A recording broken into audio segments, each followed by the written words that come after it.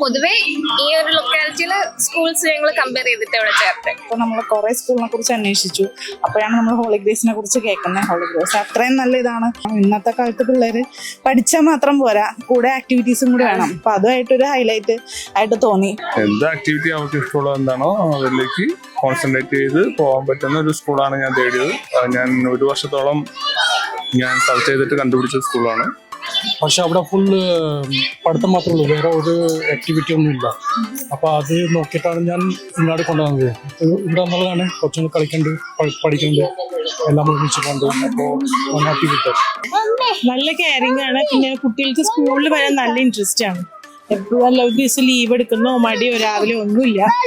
നല്ല ഇൻട്രസ്റ്റിംഗ് ആയിട്ട് കുട്ടികൾ വരുന്നു. പിന്നെ ഇവിടെ ടീച്ചേഴ്സും സ്റ്റുഡൻസും ഒക്കെ നല്ല ഇതാണ്, കമ്പനിയാണ്. എല്ലാവരും ഭയങ്കര സപ്പോർട്ടീവ് ആണെന്ന് അറിഞ്ഞു.